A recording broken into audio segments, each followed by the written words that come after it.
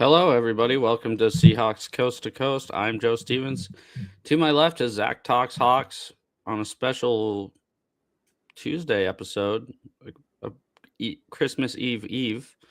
How are you doing?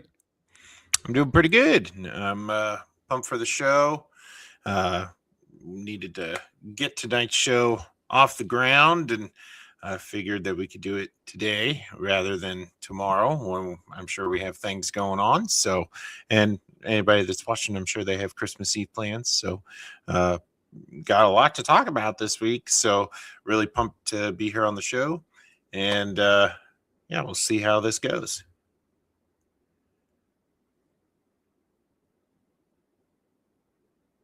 Already messing up, isn't it? Yeah. You've been frozen from the moment we've gotten here. How about now?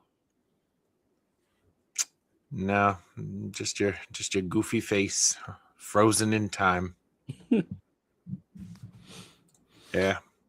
Oh, now he's totally gone. Hopefully he'll come back. All I want for Christmas is Joe to have a computer that works. That'd be amazing. So, but we'll since we're live, we're gonna do the show here and keep things rolling as best as we can. Oh, there he goes. Now he's here. He's here. We're rocking the phone just like we did last week, like we never left, baby. Yeah, this is gonna be rough, but that's okay. My bad. As long as we're here, man, that's all that matters. So, anyway, we have a lot to talk about. Certainly a crazy game last week. I talking from a fan's perspective over it. You were able to go to this game. I can't imagine the roller coaster ride y'all were on last week. That must have been electric. Yeah, most of the games sucked. I called you. I called you when it sucked. I called you right before the second interception that Sam threw. I don't know if you remember that, but I called you and I was like, "Well, we play better on the road, anyways, dude. Whatever. I'm fine with this." And I think right after I hung up the phone with you, Sam threw an interception to a defensive tackle, and I was like, "Oh, it's over." Defense gets a nice 3-and-out. Yeah, Shaheed gets a punt return for a touchdown, and then it kind of goes from there.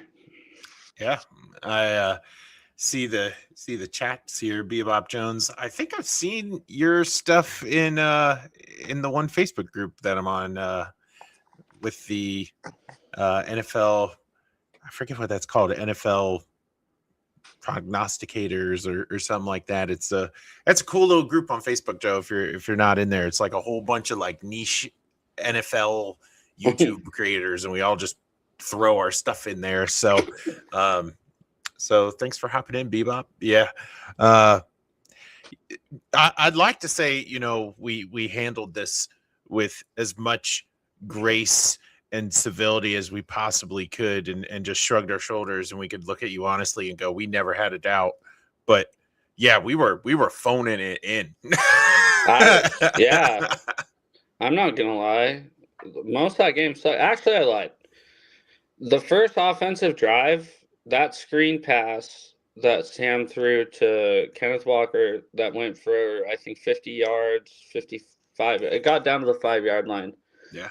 I was like, wow, this is going to be easy. We're going to blow this team out. I just thought that. I was like, Zabel chugging down the field the whole time. That was amazing. I had a show on Saturday with Candace, and if you rewatch that play, and I had the perfect vantage point for it because it happened on this kind of on the sideline shaded towards 74, that Josh Jones really sealed it. He was Zabel gets the credit for blocking downfield, legally blocking downfield after the pass was thrown. Sorry, I had to add that. Yeah, Zabel gets the credit, but if you watch Josh Jones seal the edge on that play, he's the one that really kick-started that play to make it a long gain. So I like that. I didn't like much after that until the first drive of the second half. I mean, so just the first drives of both halves, really, really positive for us. 2 touchdowns. They're 2 for 2 on first drives, but and I guess the first drive overtime too. So look at look at them go. Yeah. But you can't win the game in the first 3 quarters, and Seattle turns it up the moment Rashid Shaheed gets a punt return for a touchdown.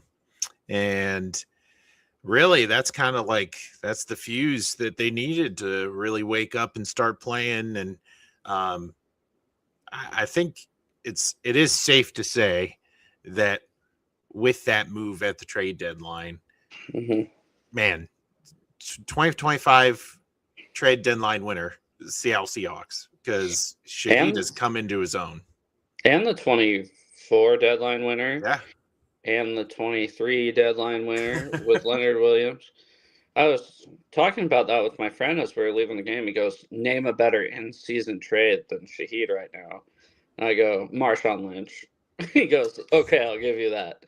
And then I go, Leonard Williams, pretty good. He's like, okay, that one's pretty good too. And then I go, Ernest Jones, pretty good. they've been killing it during in-season trades lately. So it's so odd because I mean, I knew that those trades were a big deal. And I know last year we made a lot of Seattle's moves at the trade deadline.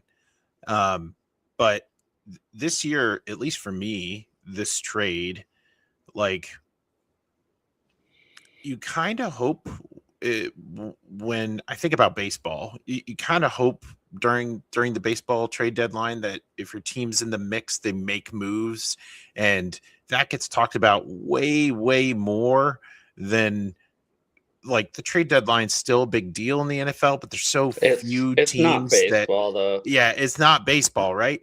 But when it does happen in the NFL, Seattle is very, very good at it.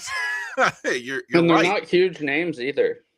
Yeah. You know, we didn't go out and get Sauce Gardner. We didn't go out and get Quinnen Williams.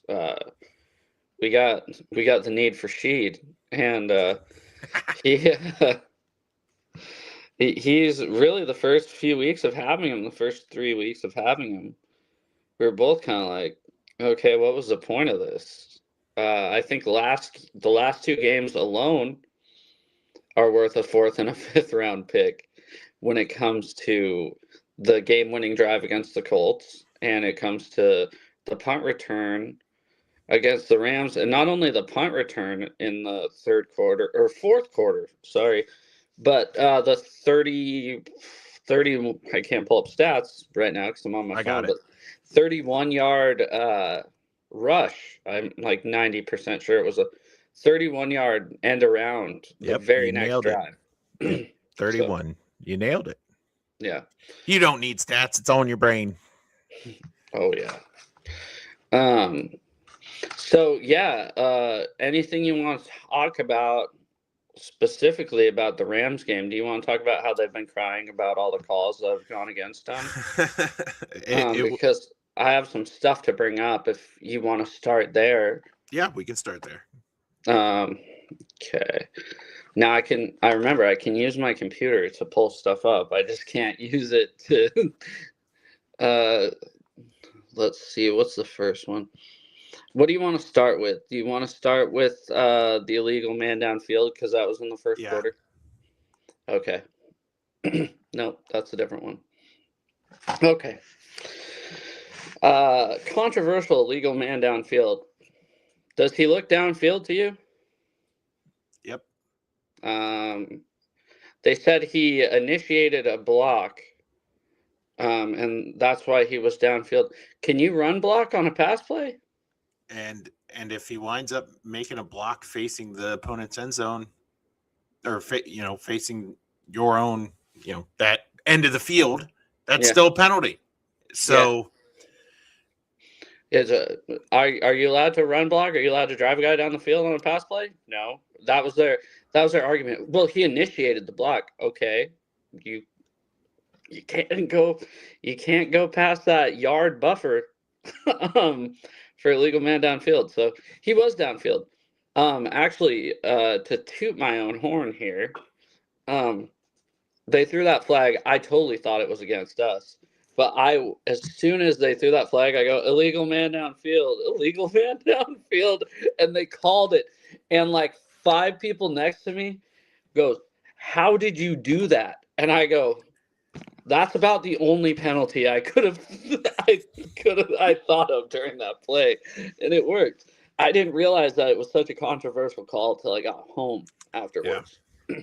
Yeah, and the thing for me, out of like, and we're going to touch on all of them, I'm sure, but out of the things that happened, this one for me is like, you can absolutely see that. Mm-hmm. And why are you still making a lot out of nothing? Like saying, well, this took away, or this, took away from the game. And it's like, well, it's a penalty. It's a penalty.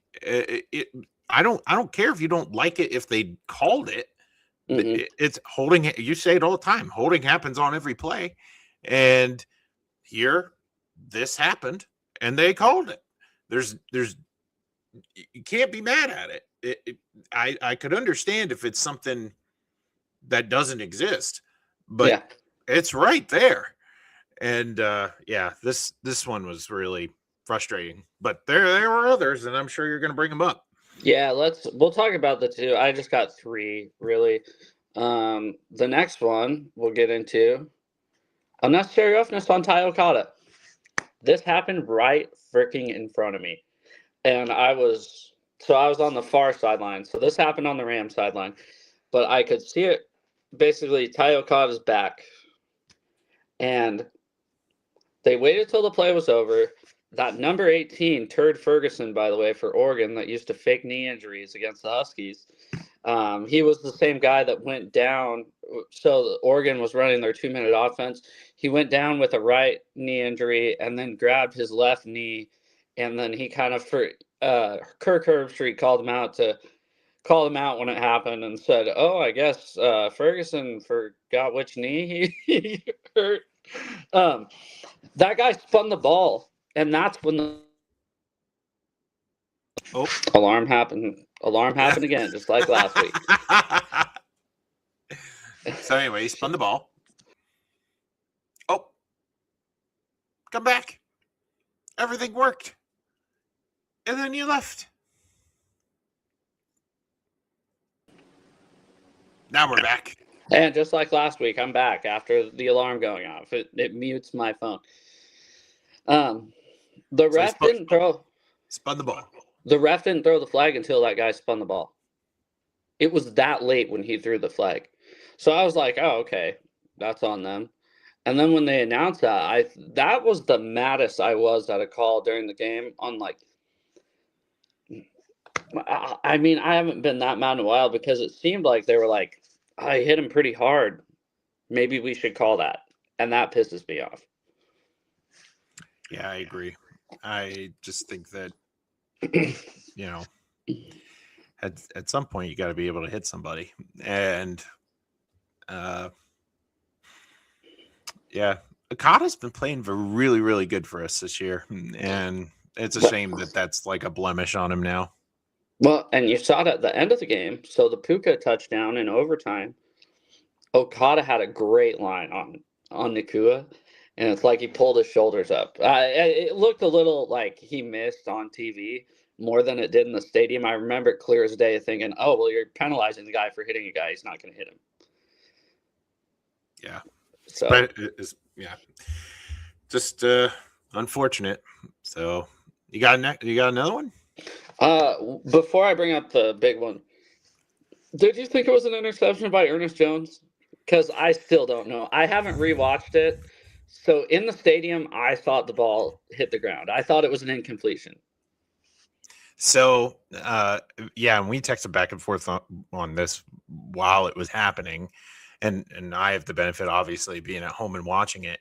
And man, it's one of those calls where if there's a different crew, there's a chance they look at it differently. If it's called one way on the field, there's a chance it stays. Like the way that he has his second hand under the ball, there's a point to be made that like he is gripping that with that hand, and that doesn't move.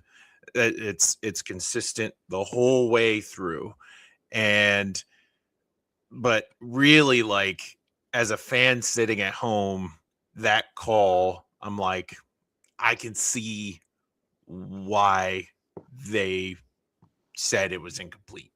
Like, it's that's not really a call. I mean, well, I think I texted you something along the lines of like, it's as close to not being versus being as a call can get. And it's, for me, it wasn't really something that, like, I was upset because I wanted it to be a pick, but like, I can't blame any officiating crew or New York or whatever to interpret that differently. If you get any number of trained people in that position, they could emphasize that hand more, and that call might go the other way.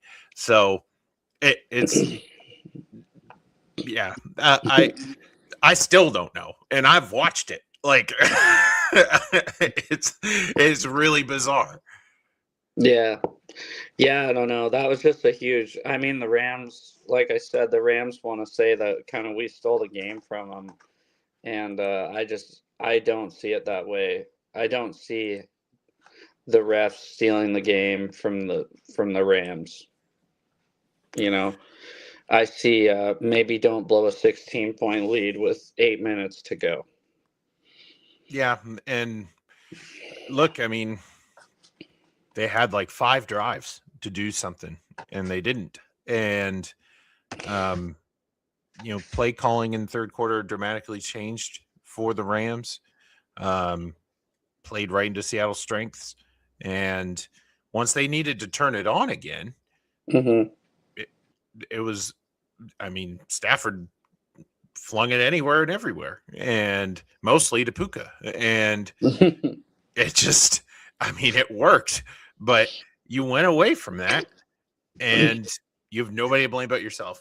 Like, how many times this year have we watched NFL teams play not to lose and they lose? Like, and the whole mantra of this Seahawk team is we're going to keep fighting. We're going to keep clawing. Like, we're going to shake off mistakes and treat the next play as its own thing. And here we are. Like, it played right into their lap.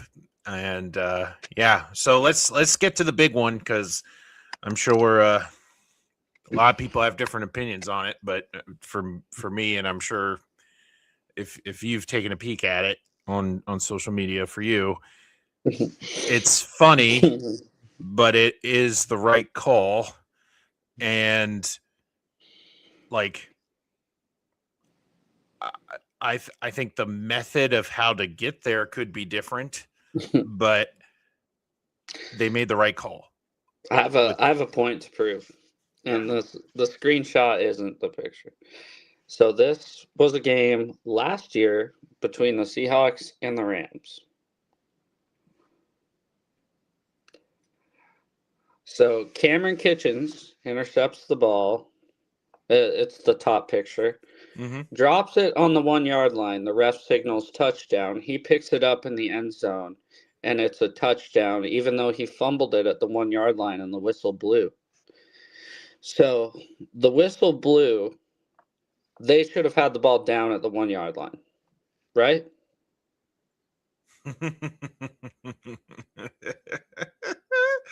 Oh my gosh. Yeah, make your point. I mean, you understand what I'm saying, right? Yeah. They keep saying, "Oh, the whistle blew, the whistle blew." Okay, well, it happened to your guy and the whistle blew. So why'd you get a touchdown? If he dropped the ball on the 1 yard line, the whistle blew. It should be the ball at the 1 yard line. Sorry. Get him, Joe. Get him. Yeah,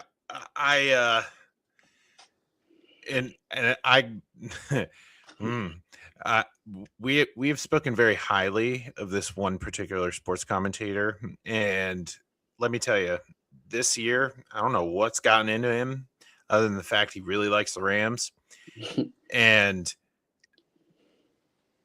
Rich Eisen this week, like harping on this call, saying like, I don't know how they can do that when there's no clear, undisputable evidence that the ball goes backwards. There was. They showed it on the big screen on the TV. When he shows a 4K overhead picture, which is in that situation the view that you want from the sky cam directly above the play, showing the ball going backwards.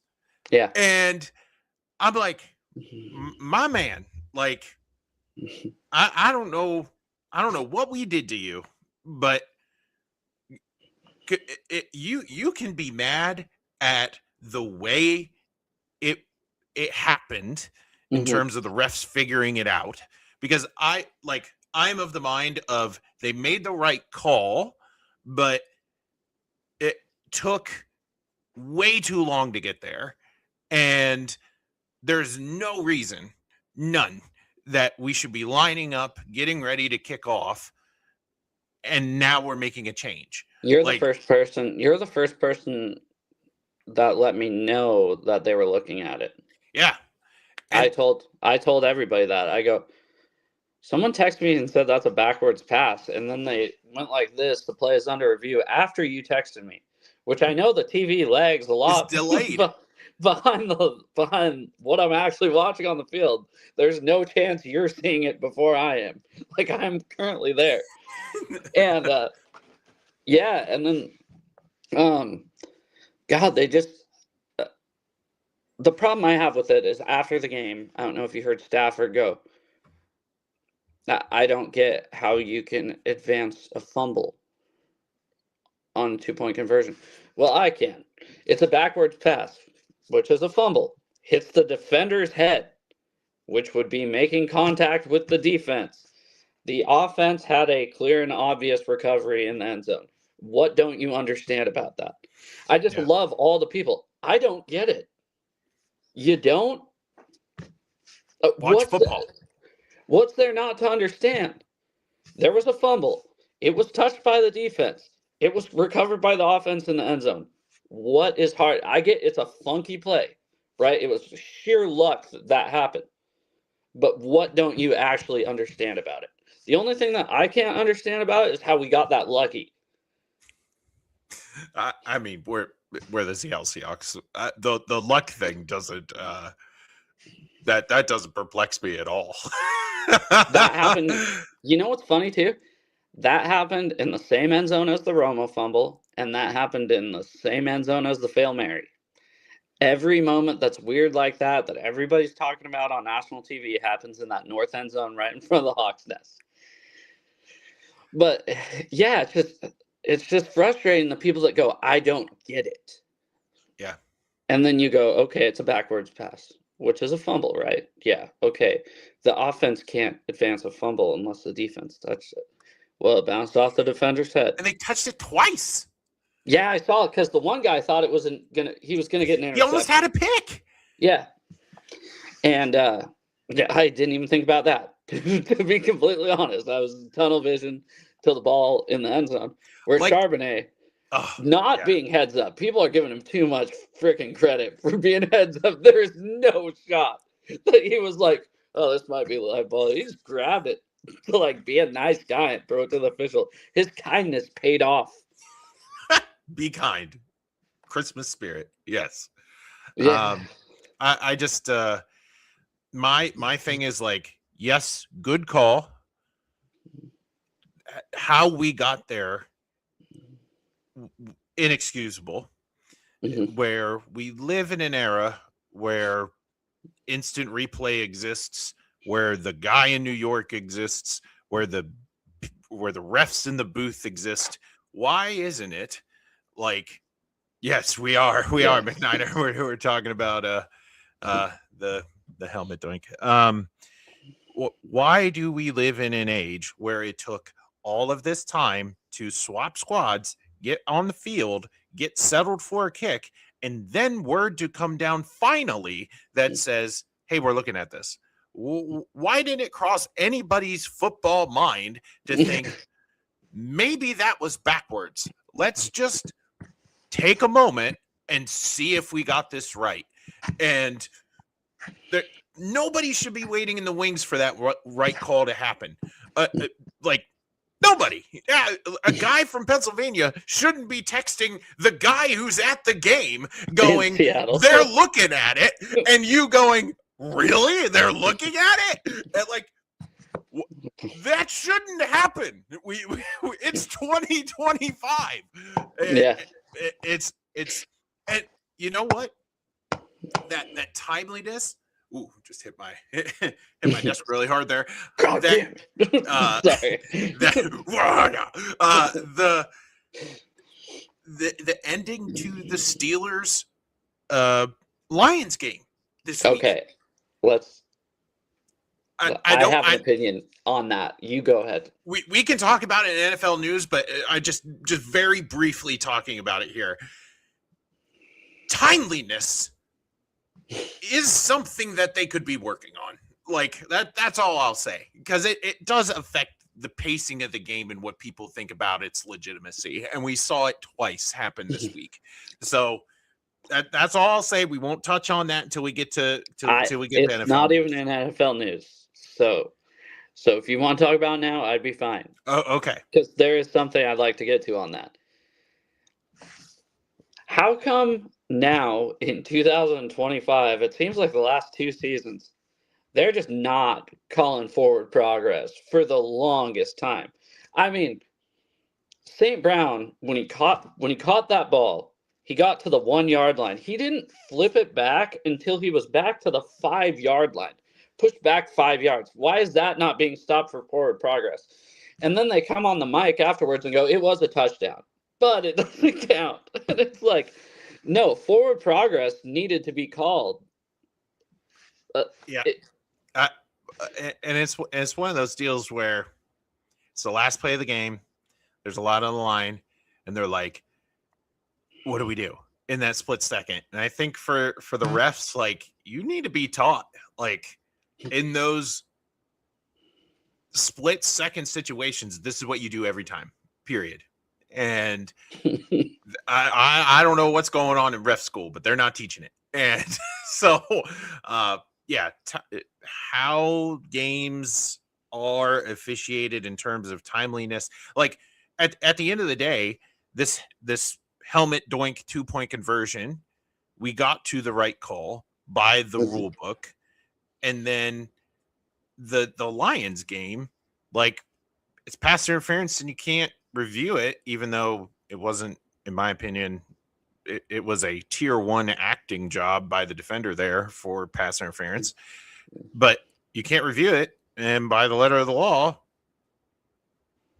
game's over. Like, but how you get there matters.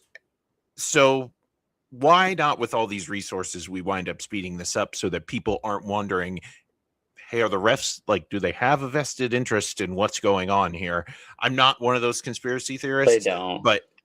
But like, at the end of the day, that's what fuels all that ridiculousness, is that they are spending so much time with these back-breaking calls where you really don't need to. So, yeah, that's my gripe with the NFL this week. I just think about the fact that forward progress, you can't push a guy back 5 yards and then he decides to lateral the ball, right? Like, you can't push a guy back 5 yards. He just runs back to the 20, right? Even though you got him, you can't just carry him back to the 20-yard line and then just let go and then have him go score a touchdown. Regardless of the penalty or not, which is not the first offensive pass interference we've seen against the Steelers in Detroit be called controversially, by the way. I thought of that immediately when I saw that. I was like, dang, it looks like Super Bowl 40 all over again. Steeler cornerback, push off. Yeah, I think they hire the refs from Alcohol's Anonymous, or Alcohols Are Us. I don't get it. Or Gamblers Anonymous. They're not betting on games. Let's be honest. I hate that.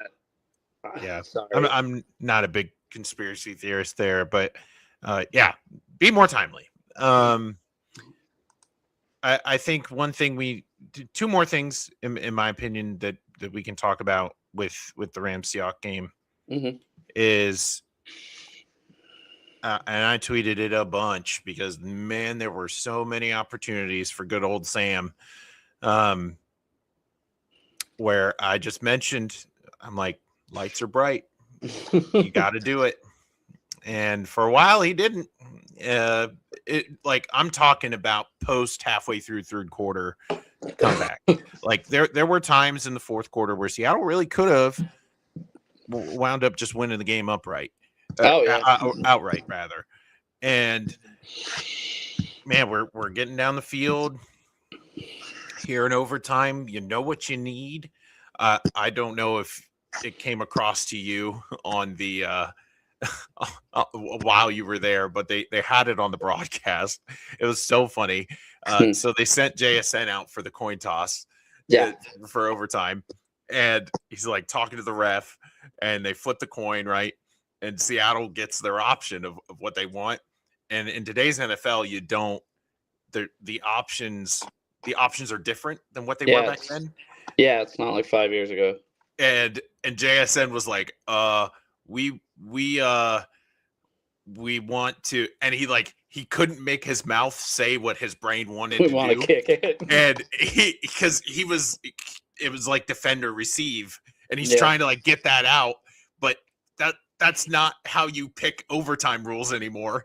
And he's like, defense. And the ref is like, I didn't hear it. The ref is like, so you want to have the ball second? And JSN was like, yeah. And so JSN might be a wonder out there on wide receiver, but maybe get somebody else to go out there for the coin toss. But throughout the game, like, Sam had his opportunities to go out there and win. And you needed that drive. And at the end, he made a couple really, really good throws. Let's talk about the Cooper Kupp one. Cooper Kupp one, sorry, I know I keep saying stuff that doesn't matter, but when Cooper Kupp made that cut, before Sam threw the ball, I go 10. And I thought he was, honestly, it looked way more impressive on TV than it did in person. So that one happened like right in front of me. And I was like, I told you 10, dude. And then look at the guy next to me. He's like, you said 11. Don't lie. I'm like, shut up. He's like, I heard you. But that was an impressive. Like, it looked better on TV than when I watched it afterwards. And to see Kupp drag his feet, I was like, wow, that was a lot closer than I thought. Yeah. And he made up for his fumble, right? So no, I don't think anything makes up for that. Sorry. And so Sam making some really, really nice throws there in overtime. And then you wind up getting it. And the choice of what do you do is not really a choice to Mike McDonald, because he knows if we lose, it's the same thing if we tie. In regards to all of our goals, we need to win.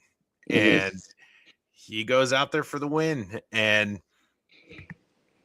man, that last play, you saw a quarterback with the weight of the world on his shoulders, and he had to go through 4 progressions to get to Saubert, of all people. Who snuck off of the line of scrimmage, by the way.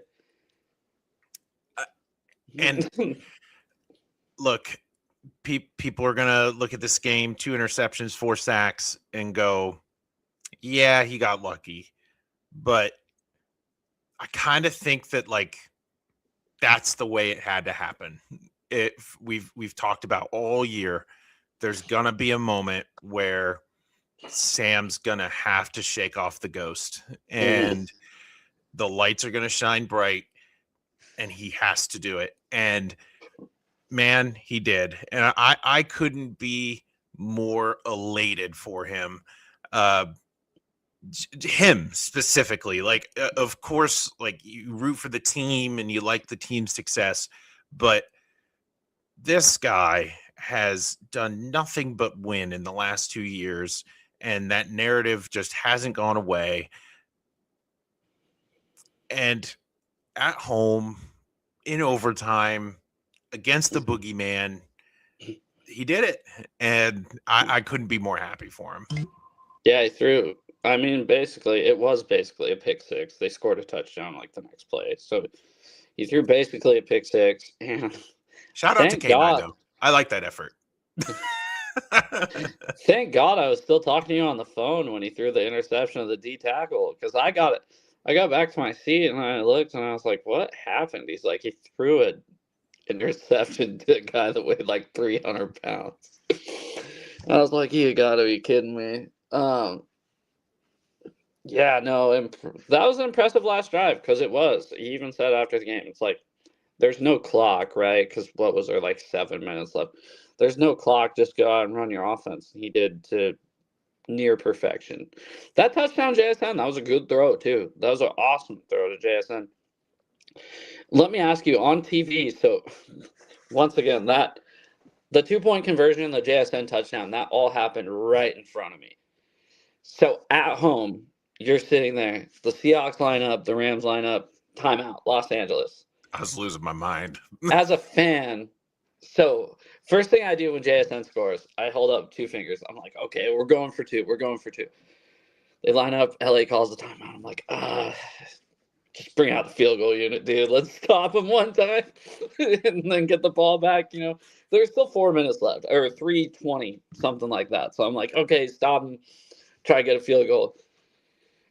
And then they come back out, and I'm like, okay, I'm so nervous. And then Seattle calls the timeout. And I'm like, oh, my God, dude, just go for it. I'm like, just do it. Rip the Band-Aid off. Because I had kind of no faith at that point that we were going to have to make the 2-point conversion. And then that play seemed like it was about 10 minutes long before Eric Saubert got that ball. I mean, it was like, you're just standing there like this. It felt like it was about 10 minutes. So, yeah, and this offensive line, they gave up 4 sacks, but when they needed it the most, they all showed up, right? And you've already talked about Jones kind of being like that unsung hero that we really needed out there, and he did such a great job to give Sam enough time to go through literally everyone, and including Charbonnet. Yeah, he could have checked it. He could have checked it to Charbonnet on his left. I'm so happy he didn't, because he would have been tackled immediately. Yeah, that was like the one guy he could have thrown it to was Saubert, and he just leaked out of the backfield basically, and just squatted right there. Yeah. So awesome day. I couldn't be more happy for Sam. The other thing that I did want to talk about before we leave the Seahawks Ram recap is hot take of the year from myself. Oh my God. That 100 yards exactly. That we talked about on the show last week, where Seattle hadn't had a 100-yard rusher since Pittsburgh. Yeah. In like week 3. And you know what? Good old Zach went out there on the limb and said, you know what?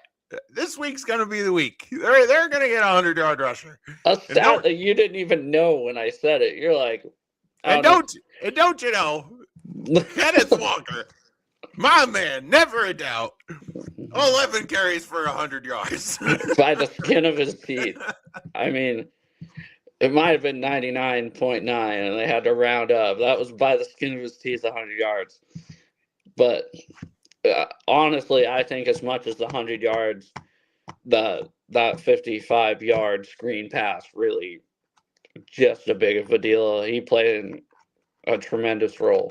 So first touchdown, I think, since like September. Oh, well, yeah, because they get him down to like the 5, inside the 5, and they just hand the ball to Charvo, dude. Charvo. Yeah. They literally did it.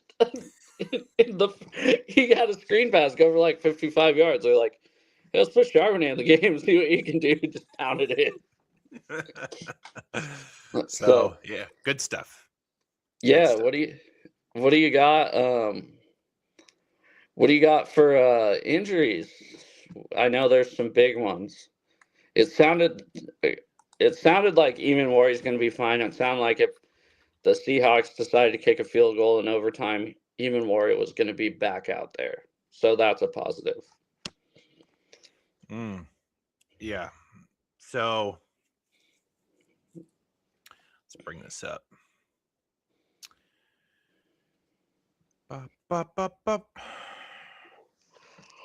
Charles Cross is questionable.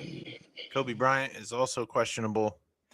And let me tell you, and I'm sorry I led you astray, but my goodness, this injury, I was scared to death because the way Kobe Bryant got injured, Bebop is Noah Fant out. Sorry, I don't follow Seattle. Noah Fant does not play for our team anymore. Who's he with? I saw him the other day. I can't remember with who. Denver? No, that's where he came from. Where is he now? Now, yeah, because I've seen him too. Bengals. Yeah, that's right. Bengals. He scored a touchdown the other day, and I was like, oh shit, he plays for the Bengals. Good for you, buddy. Yeah, Kobe Bryant, when he went down, he instantly grabbed where like his Achilles is, and I'm like, oh my gosh, like no way. And then they were like trying to help him up. I'm like, oh my gosh, this can't be. And by the time they got him off the field, he was walking. I'm like, okay, like maybe he does have that Kobe Bryant in him, like tears his Achilles and he's still able to walk. And then they showed the replay, and it was not that kind of injury. And I was like, oh, what a blessing, because you're like, I just texted Joe saying, wow, Kobe Bryant just tore his Achilles. Yeah. And then Woolen is questionable. What's his hamstring, right? Yeah.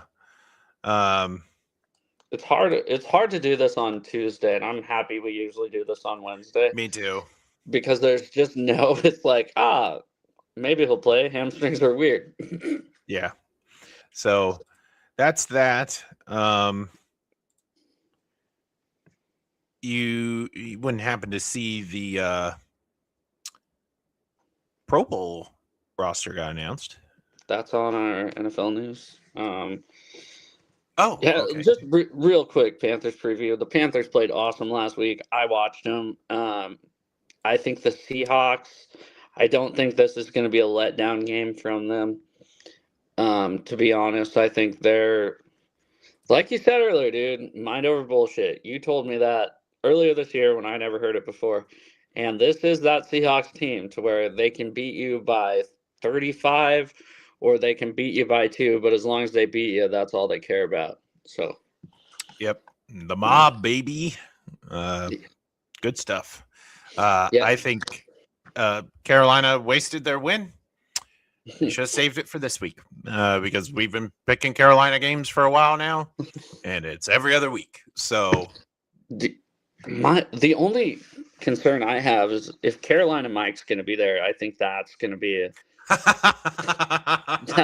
a struggle for us because that guy's vibes are electric.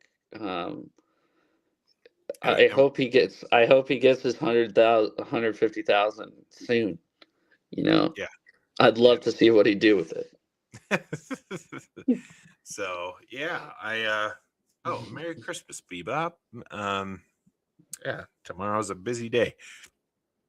Being Christmas Eve, that's why we're having our show today. Pro Bowl rosters you wanted to get to? Yeah.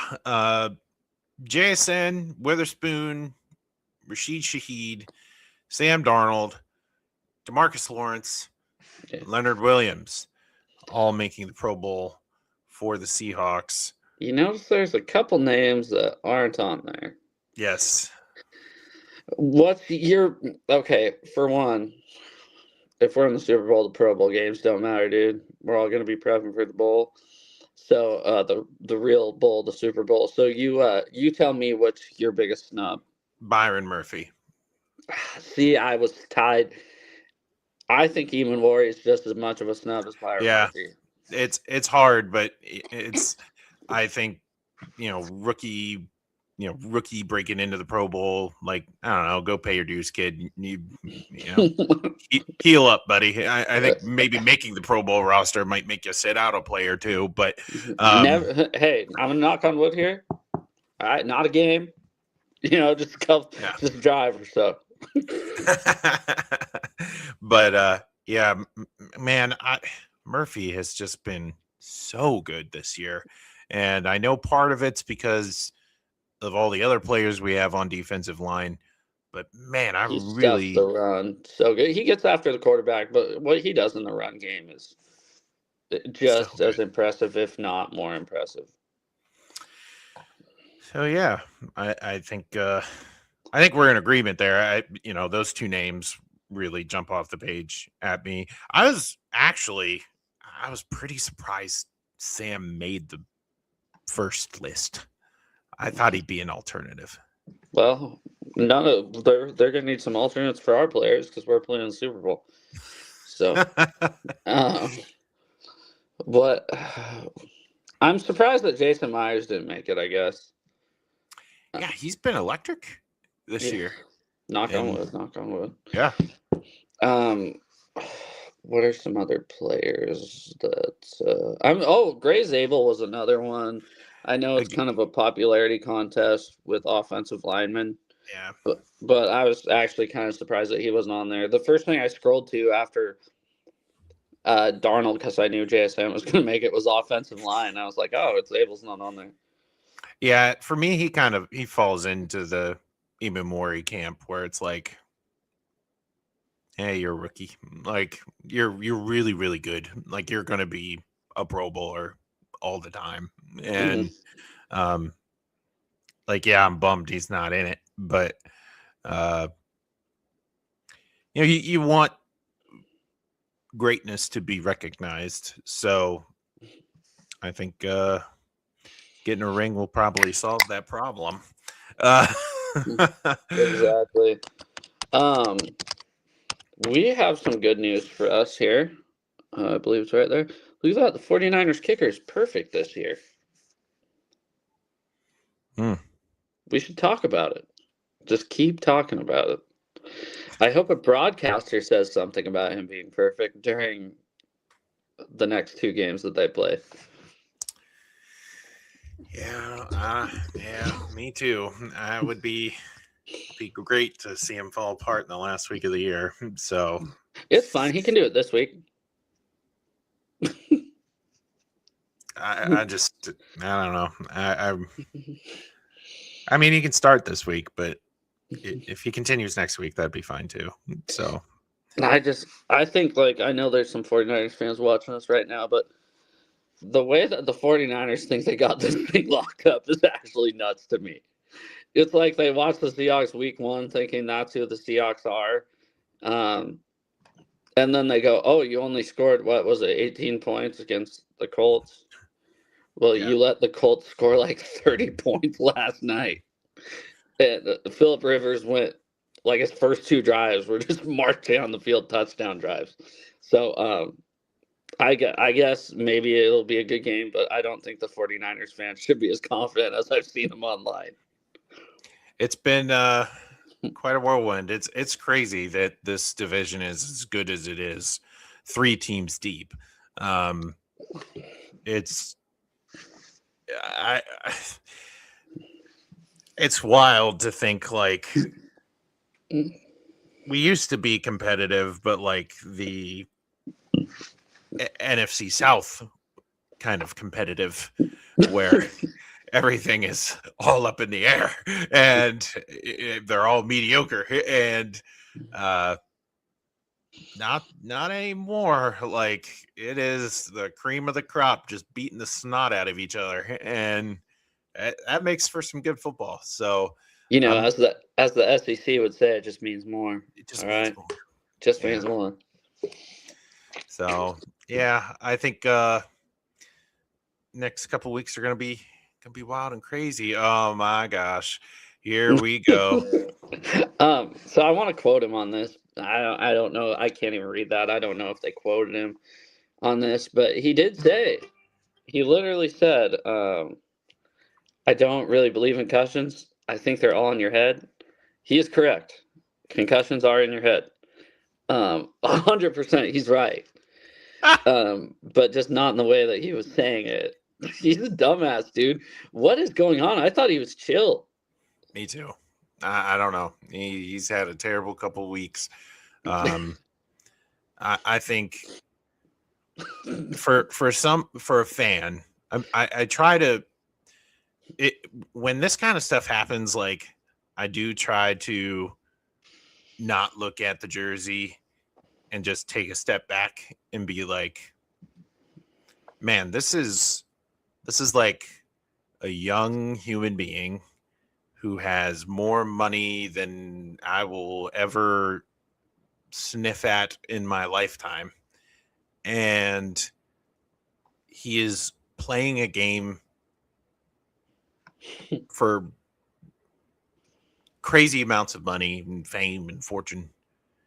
And I'm like, man, like, don't squander it all away. Like, you could be normal like the rest of us, and like don't be an idiot. And I just like, I root for like a vet to like wrap their arm around him, and like I don't wish this kind of like downfall on anybody. And the problem is it's not a downfall. He caught for 225 yards literally the next day. I mean, I just don't want, like, he can clearly play. Like this isn't gonna like derail his like what he can do, but you don't need to become a problem.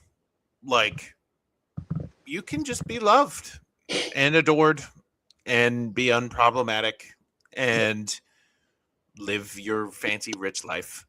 Like I want that for you because you've put in way more work than I ever will for being athletic, and just do it. Don't be dumb. And like, gosh, he's had a terrible 2 weeks. So yeah, he's had such a terrible 2 weeks that I learned who Aiden Ross is. Yeah. I guess I'm old now, which sucks because I'm on the wrong side of 25 now. Getting close to that, couple years away from that magic number 30. And I thought I was young and hip still. People were like, oh, yo, he was Aiden Ross. He went on with Aiden Ross. I'm like, I have no idea who that is, dude. Yeah.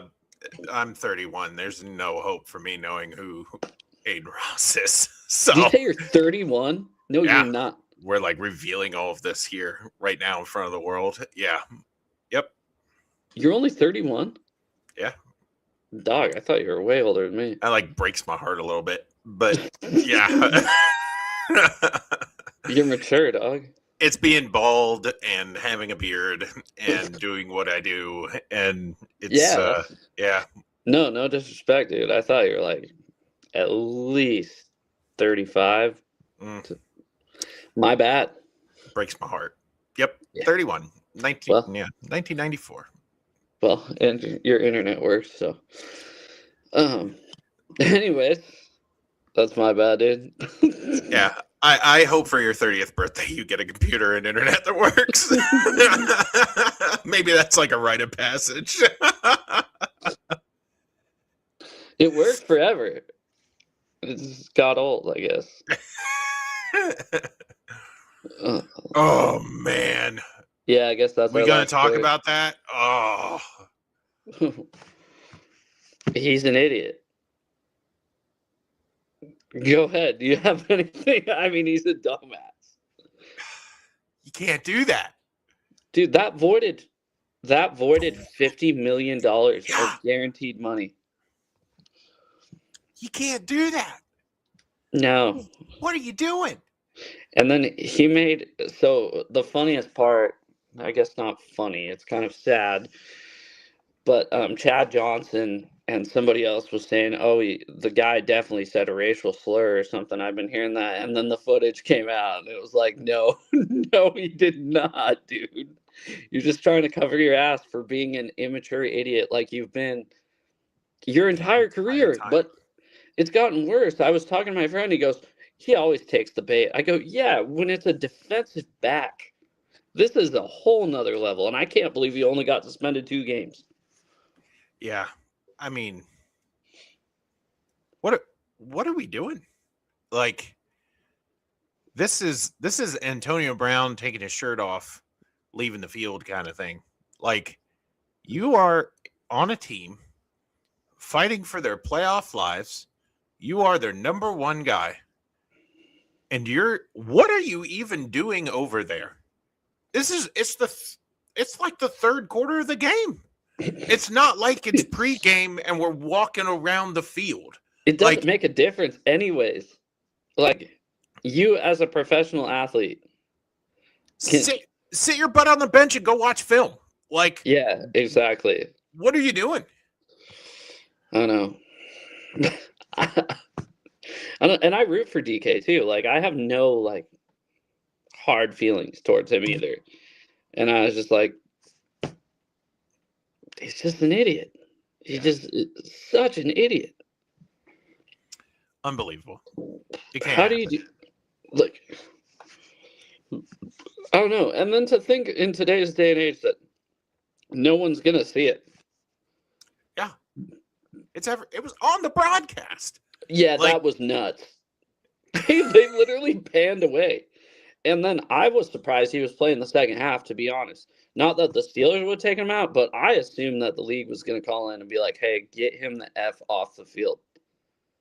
But I guess I'm wrong. I don't know. I thought he was going to be one of those indefinite suspensions that he was going to have to appeal, kind of like when Myles Garrett hit Mason Rudolph with his own helmet. I thought it was kind of going to be like one of those. And I wouldn't have had a problem with it. Not a single problem. As a shit-talking fan myself, I wouldn't have had a problem with it either.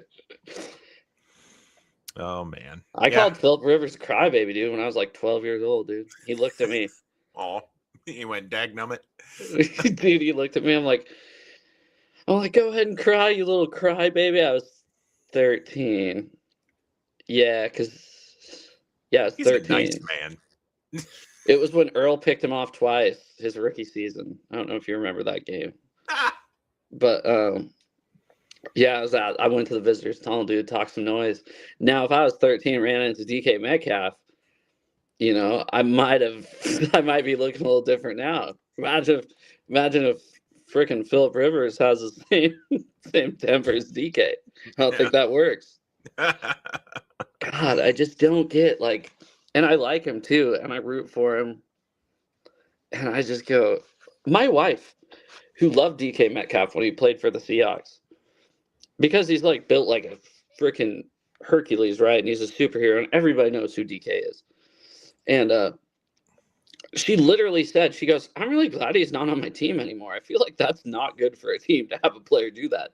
My wife does not watch football, and she said that. Yeah, I agree. So your wife is right. Hell yeah, dude. She's always right. I'm just kidding. All right. Want to get to picks? Sorry it took so long. Oh, it's okay. Yeah, we're good. Let's bring it up. Can you see me still? Nope. Can you hear me though? Yeah. Oh, well, I guess so. It's the same thing we had last week. You need to bring up my my shared screen request on your computer. Well, my computer is not working at all. That Wi-Fi adapter really screwed up my computer, and I got to figure out how to undo it. Where are we at? People, maybe? Heck yes. I don't know. Yeah, there we go. Now we're cooking. Check that all out. Right. Dude. And Joe's going dark because he's got to pull up sleeper because we've been making picks. And for anybody wondering, we did pretty good on picks last week, didn't we, Joe? Did you win? I did. I got 12 and you got 11. God damn it, dude. I know. It was a rare week for me winning because during the course of the year, or the course we've been keeping track, right now Joe sits at 64 and I have 57. So that's where we're at head to head. But I had a banger week last week with picks. The first week, I'm looking. The first week we did it was week 10, and I was nearly perfect. Yeah. I think that really what kind of is separating us is the first week we did it, because other than that, we've been pretty back and forth. Just would like to say before we get into picks this week, that picking against the Kansas City Chiefs does not mean you hate them. It just means you know football, and that's what I did last week, and I was successful. So keep that in mind as we move into picks this week. Dude, yeah. Joe lost by one game, and it was his stubbornness that cost him. Whatever, dude. Who are they even playing? They're playing the Broncos this week. It's a pretty easy last week. Who are they playing? The Titans. Yeah, dude. I mean, come on. I'm just thankful Gardner didn't actually tear his ACL. So he didn't? Nope. I think it was reported on First Things First today. He didn't actually tear it. So what? That was the first thing that came out was Gardner Minshew believed it to have torn ACL. Yeah, he's sitting on he's QB2 this week. So yeah, thankful for that. Anyway, I guess. Let's get to these games. Thursday Night Football, NFC clash that means absolutely nothing because this division is settled. Dallas playing Washington and Marcus Mariota.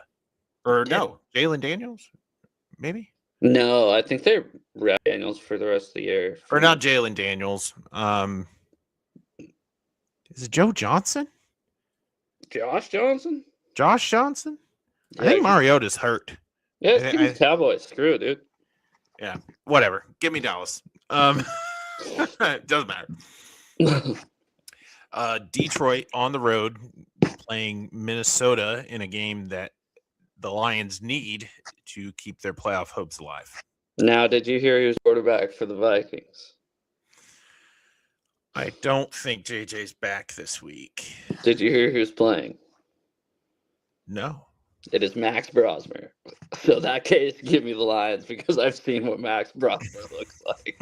Apparently, he looked okay in relief last week, but I am still picking Detroit. Yeah, we watched him a whole game, though, and he did not look good. He looked actually the opposite. He looked very bad. Denver playing the newly announced relocated Kansas City, Kansas Chiefs. No way.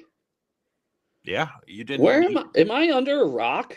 You must be. It was announced yesterday, like late last night. They are moving out of Missouri, Kansas City, Missouri, over to Kansas. Dude, that's gonna really screw some stuff up as far as like the economy of Missouri. Well, yeah, and they're getting a dome, and it's they're not. Yep. They're getting a dome. Yep. That's lame too. You know, I'll give me the Broncos, and I'm assuming you're taking the same. I am also taking the Broncos. Yep. But honestly, what You know what stadium I like that they actually built lately? Was the Bills Stadium, the new stadium, because it actually looks like a football stadium. It doesn't look like they just are building it to have Super Bowls played there. And I stand the modern stadium. Yeah. Actually, speaking of the Bills, I'm going to scroll down here real quick. Sorry. Okay. I don't know if he's at that game or this one. I think it's this one. Anyway, that'll impact my pick later. But Texans on the road playing the Chargers in a game that both teams need.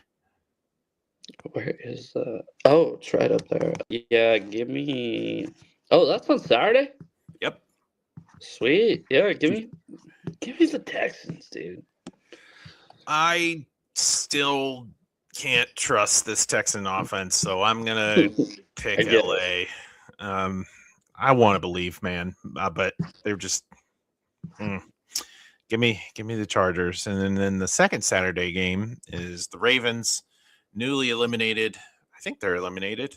I was asking you if they were officially hanging on by a thread. I think they need to win the next two, and Pittsburgh needs to lose the next two. Playing Green Bay, maybe Malik Willis, maybe Jordan Love. Both of them are hurt.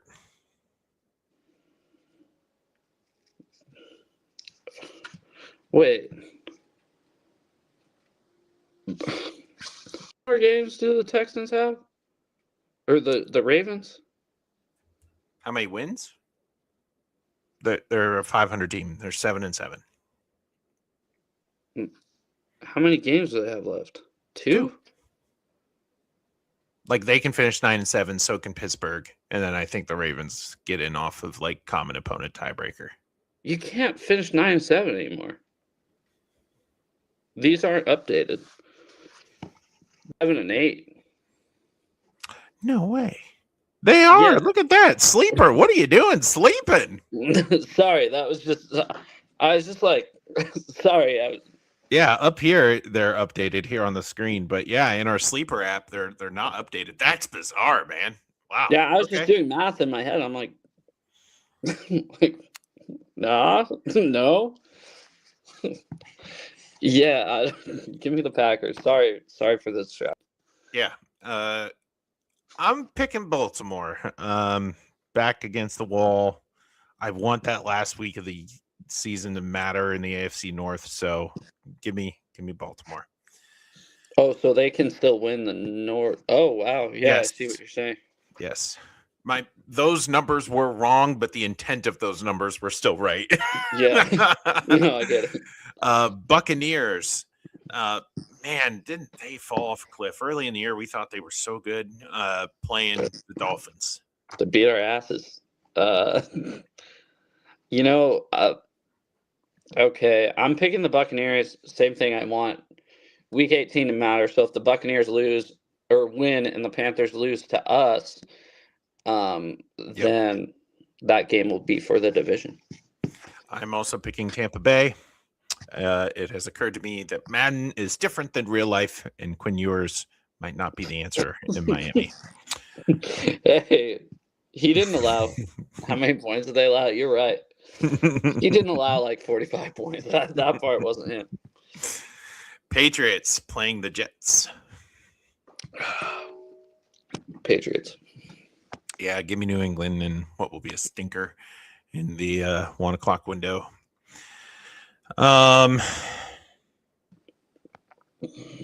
Steelers on the road playing Shadur and the Browns.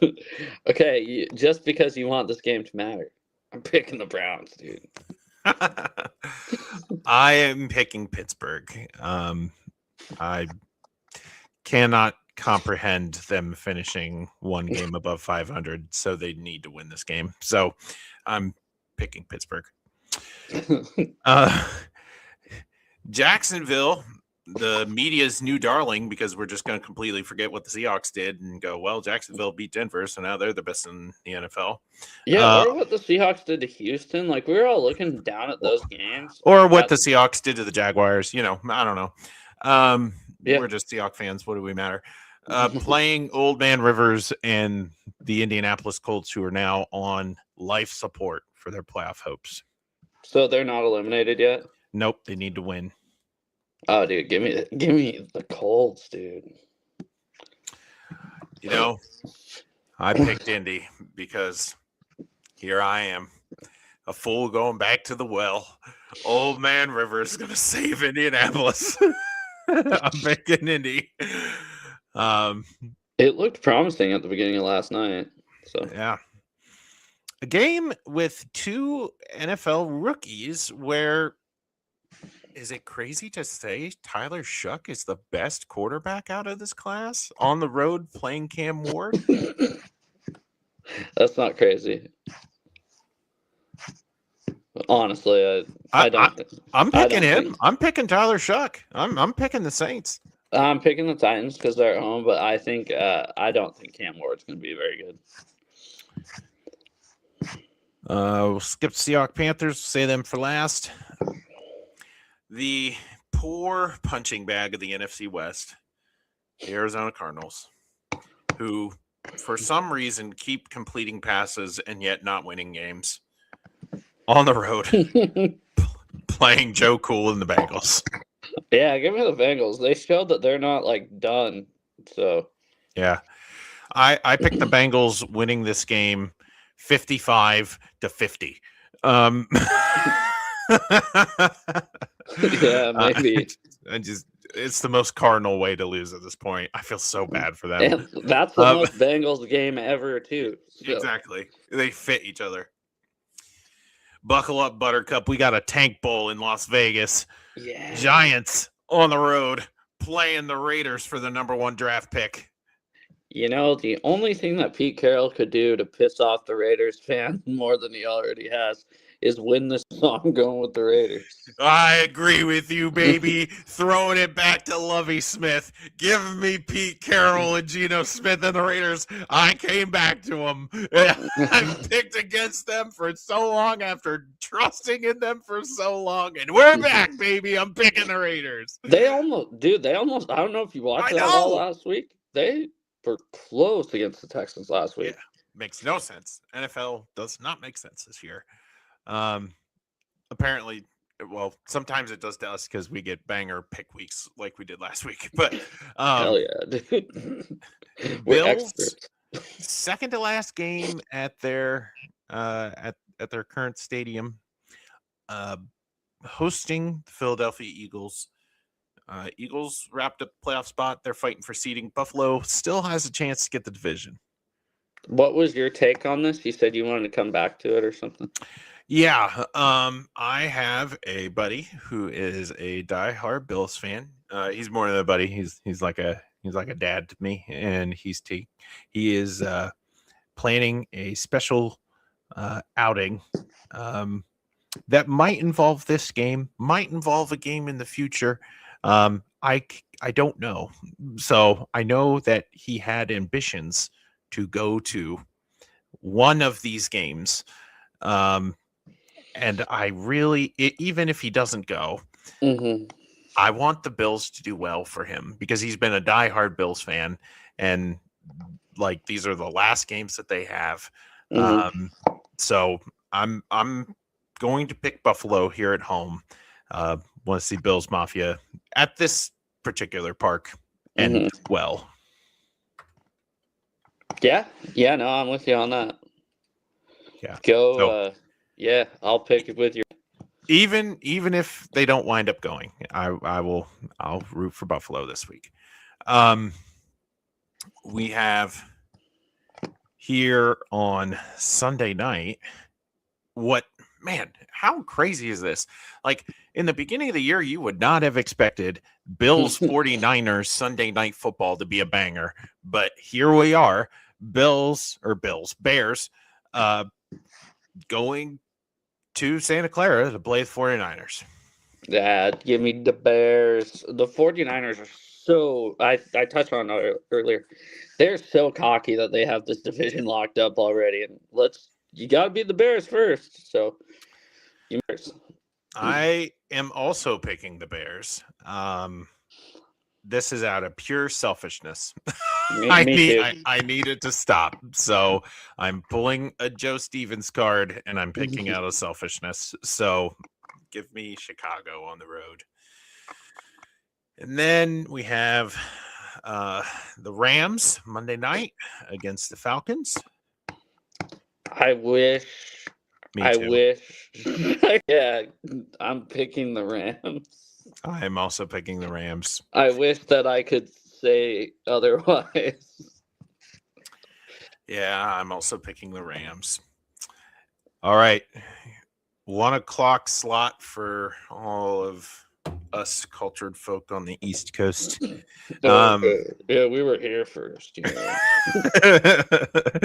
Seattle on the road playing Carolina.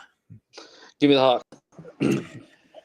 Yeah, give me Seattle. I think don't know what kind of Panther team we're going to wind up getting. I really want the South to be decided next week, and this is the path that happens. So I think we feel like we play the Carolina Panthers every freaking year, and they're always nail-biting, hair-pulling out games. So give me Seattle. Like I said, one of my biggest fears is if Carolina Mike shows up to do a pregame performance. It's possible. Could be a bad omen. Could be a bad omen. Yeah. Well, that was a heck of a show. Do you have anything planned for the holidays? Any football plans or family plans? Well, I'm a pastor, so tomorrow's very busy for me, and we have a couple services at church that we hold, so pretty excited for that.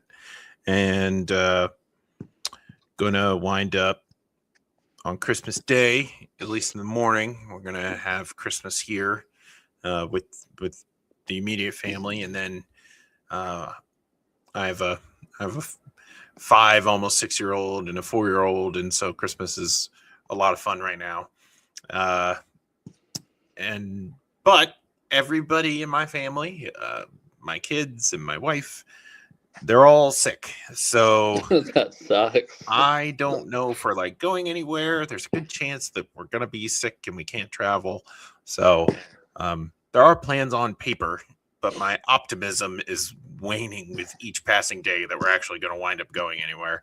So might just be a chill Christmas Day and at home. What do you got planned? Just me and my wife do our thing in the morning, and we'll go to her parents' house, and then we'll go to my sister's house, and we'll do my side of the family stuff. Yeah, just the usual. Got my nephews some cool stuff. Got my nephew an Xbox. Nice. 4 years old with a freaking Xbox, dude. That is wild. Nah, I got him. So I have 2 Xbox Series, the new ones. So I have a Series S in the living room, Series X in the bedroom, and I still don't have a computer that works. But my old that Xbox was a choice. my old Xbox One, I cleared and made my sister her own Microsoft account and downloaded like his 2 Monster Truck games I played, and my sister will be able to use it for like streaming and stuff. So nice. Yeah, nice. I have like. I mean, I think this would be an appropriate time to share, but I know we've been talking maybe the possibility of doing some Xbox content here on the channels. Yeah, dude. Yeah, and you're gonna have to be in charge of that because I don't even have a computer that works. So I'm pretty high-powered Xbox. All right, I have a couple high-powered Xboxes. That yeah, I'm down, dude. If only they could run the show. Yeah, if only the Xbox is. Dude, if I had an Xbox to run the show, that's what I should do. Out. I don't even need another computer. I should just get another Xbox. You just Frankenstein them all together. It'd be like this equals one supercomputer. This is just one. Yeah, dude. I mean, the freaking Xbox costs more than the computer does. So. Yeah, and that new system that's coming out, It might run your show. See, that's ridiculous, dude. I just get mad that technology has evolved so fast to where I think I have the newest stuff all the time, except the computer. I'm gonna just keep throwing that in my face. I think I always have the newest stuff, which I always get it, but like they're like, oh, we're releasing a new console. I'm like, damn it, dude. Just give me like a little more time to where I don't have to buy another one. Yeah, I talked with a buddy of mine that I raced with today, and he's like, I'm thinking about getting a new Xbox, but there's like 5 of them, and I don't know the difference. And I was like, yeah, well. And I walked him through it, and he's like, why are they all expensive? And I was like, well, if you wait a little bit, they're going to come out with this new monster, and it's going to drive all the prices of these gen consoles down. But until that happens, Yeah, you're going to pay top dollar for them. yeah. I have there honestly. If he just got like a Series S and then I got those. They're like $100. They're like a 1 or 2 terabyte expansion card you put in the back. Yep. They're really expensive, but ever since I did that, other than the fact that I can't play discs on the Series S, there's no difference whatsoever in playing. Yep. So yep. I got the big boy. I have the X. So that's what I have in my bedroom. My wife got me that Christmas 2020. So when those things were like a hot commodity. She look at you go. Dude, she waited. She kept refreshing her computer for the Best Buy at Issaquah. Like the Best Buy Issaquah location. They're like, it's going to go on sale. Just keep refreshing her computer. And she surprised the shit out of me. I didn't even know you could get them when I got it. So I was like, sweet. Wife getting 2 good shout outs tonight. Look at you go. Yeah, she also got me the Series S too. So we can like play games at the same time. Because like one of them's our home Xbox and the other one's not. I don't know. Yeah. But nice. Yeah, so sorry for talking all this Xbox, guys, at the end of the show. So, with that, you got anything else? Nope, I'm all good. All right, Merry Christmas, everybody. We'll talk to you next week.